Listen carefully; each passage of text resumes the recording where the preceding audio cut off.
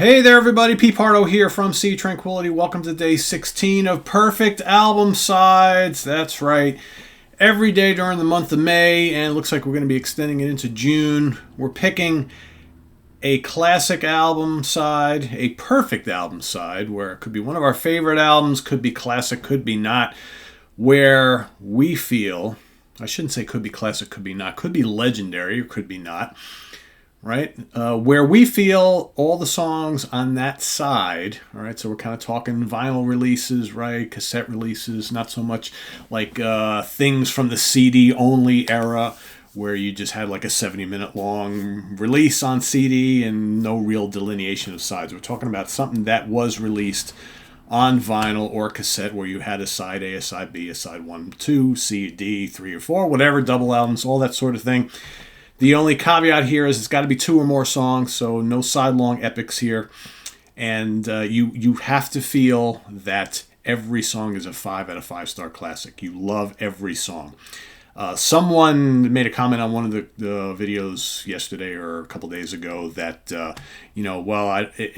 I can call it a perfect album side if I like all the songs. It doesn't mean I think every song could have been a hit single. It has nothing to do with hit singles. It's just you feel that every song is absolute perfection. There's no skipping a track.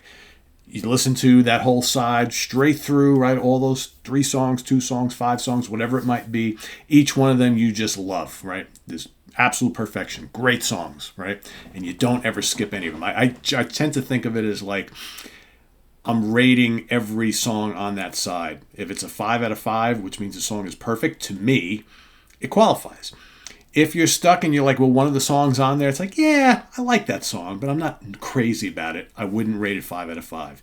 Maybe 3 out of 5, maybe 3.5, maybe 4, right? Doesn't quite make a 5. That's the thing. I'm going here for in this series where every song is a classic to you, the listener, right? So me and you. So that's what we're doing here. So don't overthink this, right? But if you think there's one song on that side, even if you love there's 4 tracks, even if you love 3 of the songs, you love them to death, but that other one, you're like, that's okay. It doesn't qualify. It doesn't make the cut. You have to love every song on the side. So today, we're going to go back to 1970, an album released on the Harvest label. For me, this is a little low-hanging fruit, a little bit. I really wanted to, obviously, have to include this band because you all know how much I love this band. And, I kept going through a lot of the albums that I, really love the most from them. And this is the one that kind of screamed out to me the most, where every song on this particular side, just to me, is just gargantuan, right? And I'm talking about side A of Deep Purple in rock. I mean, Speed King. Come on, one of the great album openers in history, right? I mean, just kind of goes for the throat. You got that fuzzed out organ and Blackmore strangling his Stratocaster, right? Going berserk on the whammy bar, right? And then, of course, the da-na, da-na, da-na-na-na-na-na. I mean, just such a great song. You got Ian Gillan just singing up a storm, and Ian Pace. I mean, Jesus, Ian Pace is so great on this album. He's great all the time, but so great on this album. And, I mean, Speed King is just an amazing, as Nuka likes this song too, I think. It's just an amazing heavy rock song for 1970. I mean, this is like fierce stuff. And from there, it goes into Bloodsucker, right, with the chugging riff. Dun, dun, dun, dun, dun, dun, dun, dun, dun, dun, and that scream, ah, na, na, na, dun, dun, dun, dun, dun, dun,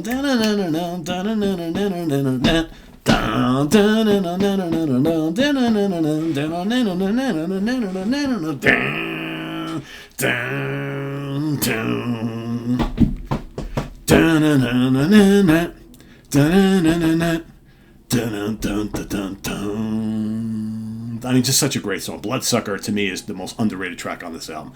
Love it to death. That early chugging riff, man. I mean, how many metal bands have done that for decades, right? Deep Purple was doing it in 1970.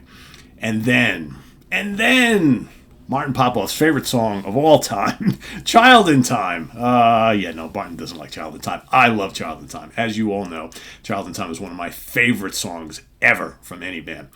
I love the moodiness of it. I think it's a great change of pace for this album, and it to me it's perfect on this album, and it's a perfect side ender to side one because you've got those two fast and frenetic and heavy songs starting the side, and then it ends with this little mini epic here, which is just dum dum dum pop. I love the way it builds and builds and builds. Of course, you got Ian Gillan screaming to the heavens. You've got amazing John Lord organ. You've got an absolutely face-melting killer Ritchie Blackmore solo. I've said this before, I'll say it again. I don't know whether I like the studio version more or the Made in Japan live version more because they're both amazing and they're both kind of different from each other, right? They both have different things going on.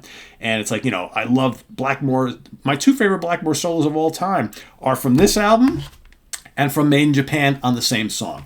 And yet both solos are so drastically different and they're both amazing. So it's just, I couldn't not choose that. And side two kills as well.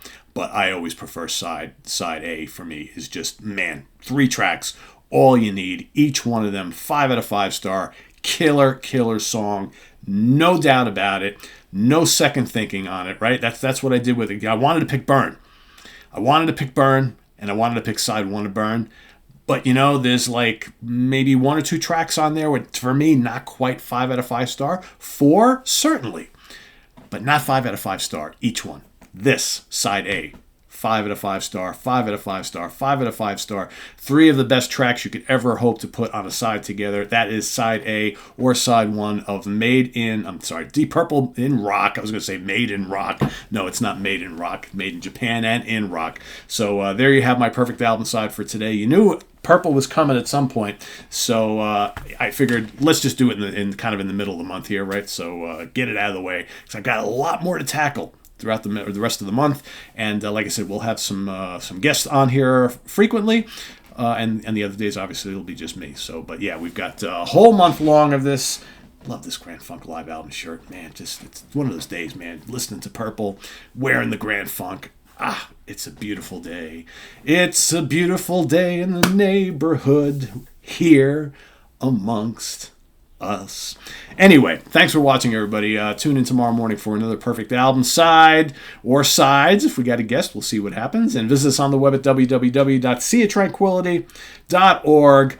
We're on Facebook. We're on YouTube. Here, all together, all the damn time. So what do we got coming up? Lots of stuff coming up this week. So as always, you get all the regular programming each and every night here on the channel, interspersed with all sorts of other stuff. So thanks for watching. Please subscribe if you haven't already, and click on that notification bell so you get alerted of all of our content as it posts, even though it shouldn't be a big mystery when things are going up here because we're pretty predictable about when shows air. That's kind of what we're going for here. We're going for regular, expected programming each and every day.